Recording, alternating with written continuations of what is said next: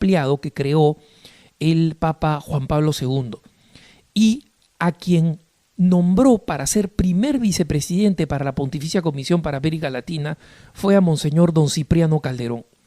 Don Cipriano, como director del Observatorio en Español, ya había acompañado al Papa en sus primeros viajes a América Latina, incluyendo el primero en México. Y mientras la salud se lo permitió a don Cipriano, y mientras estuvo en el cargo renovado por el Papa en una ocasión, es decir, hasta 2 periodos, don Cipriano acompañó a todos los viajes del Papa a América Latina y conocía la realidad latinoamericana con una gran pasión, la amaba con un corazón increíble y se convirtió en mentor de toda iniciativa pastoral, de todo obispo, especialmente joven, que tuviera un corazón y un alma pastoral para impulsar la realidad latinoamericana. Fue siempre amigo de los miembros de la congregación, de cualquier dicasterio latinoamericano, pero al mismo tiempo era un español queridísimo en el Vaticano. Y no me extraña que a su funeral hayan asistido tantas personalidades del mundo político español, de la embajada, que estaban acá en Roma en ese momento. Y en consecuencia, don Cipriano, en su discreción, en su silencio, en su humildad, era sin embargo profundamente querido en Roma. Yo tuve la oportunidad de conocer a don Cipriano cuando él era director de la edición en español del Observatorio Romano. Desde entonces, sabiendo que yo era periodista y consagrado, siempre me insistió en que realizara mi trabajo con gran profesionalismo y con un profundo amor a la Iglesia. Y él mismo era conocedor de muchos de los defectos, de muchas de las dificultades, de muchas de las confusiones que se generaban en el Vaticano. Justamente en la Santa Sede, el Monseñor Cipriano, con tantos años que tenía allí, conocía perfectamente todas estas dificultades o las debilidades o las limitaciones. Conocía también por sus viajes las expectativas que habían en la Santa Sede, lo que se esperaba de la Santa Sede de parte de América Latina, de los fieles, de los obispos, etc. Y trataba siempre de encontrar soluciones a los problemas, de resolver los problemas. Pero cada vez que yo iba donde él y me quejaba de alguna limitación o me quejaba de la falta de celeridad de algunas cosas, recuerden ustedes que cuando lo conocí era bastante más joven e imprudente que ahora, ¿no?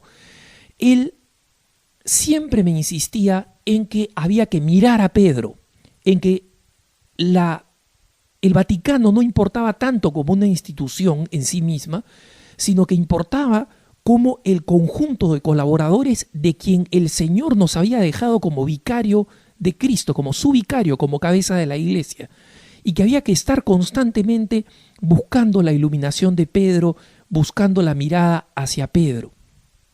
Monseñor Cipriano Calderón, cuando era encargado, como digo, de la Radio Vaticano, se quedó muy impresionado porque era un hombre de profunda espiritualidad, de una gran sensibilidad espiritual.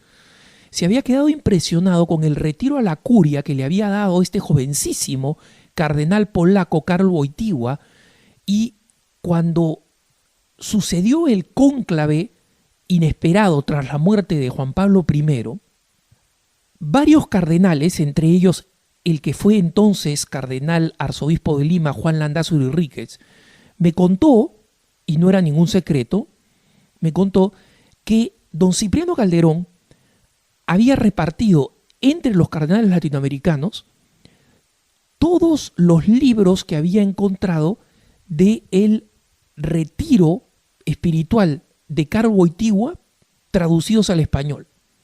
Es decir, quería que estos cardenales latinoamericanos que iban a votar cuando apenas habían regresado a sus sedes después de escoger a Juan Pablo I, que conocieran por lo menos a Juan Pablo II. Y ya sabemos los resultados.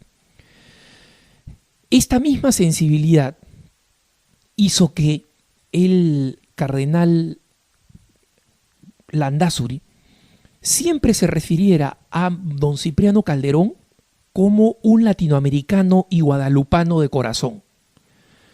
Poco a poco fui conociendo las virtudes de don Cipriano por la amistad que nos unía, y una de las virtudes que no le conocía, su tremenda caridad, algo que yo no conocía sino hasta cuando se produjo un fenómeno un poco curioso. Existía cerca de la Plaza San Pedro, en los arcos, no de las columnatas, sino en los arcos que están en la Plaza Pío XII, un mendigo bastante conocido, un hombre de una historia muy trágica, que se abrigaba con lo que podía y que a quien Monseñor Cipriano constantemente le hablaba evangelizándolo, le dio abrigo, etc. Esto don Cipriano nunca me lo contó, yo lo supe por un colega periodista que supo de la muerte de este mendigo que era muy conocido, y se sorprendió que la misa de este mendigo fuera en la capilla de Santa Ana, presidida por don Cipriano y por un par de obispos más amigos de don Cipriano. Cuando yo me enteré por este periodista, llamé a don Cipriano, y don Cipriano se sorprendió. ¿Cómo te has enterado?, me dijo. Y le dije, por este colega, amigo. Entonces me comenzó a hablar de esta persona. Es decir, no me comenzó a hablar de lo que él había hecho por él. Me comenzó a hablar de esta persona. Me comenzó a decir, pobrecillo, sufría así, tenía un fuerte dolor de estómago. Yo le dije para llevarlo al hospital, él no quería, era muy huraño. Es decir, simplemente me hizo conocer de primera mano la pasión y el amor y la caridad que lo movía, ¿no?, preocupándose por las personas. Ni uno ni 1000 programas, hermanas y hermanos, harán justicia a un hombre como don Cipriano Calderón Polo. Pero sé que hay muchos así, desconocidos en el mundo, obispos, sacerdotes, que tienen este papel tan preponderante y tan silencioso. Él fue un verdadero testimonio para muchísimas personas. La cantidad de personas humildes que se presentaron a su funeral en la Basílica de San Pedro el viernes fue simplemente sorprendente, pero al mismo tiempo elocuente también de la grandeza de su alma y de la importancia de su lección para todos los que queremos de alguna manera, en cualquier lugar de la vida, servir a la Iglesia. Ama a la Iglesia, no te preocupes de sus defectos, ama sus virtudes, ama al Papa, síguelo, reconócelo como vicario de Cristo, y en lo que a ti respecta, tú haz lo mejor para ser santo y para servir a Cristo y a la Iglesia.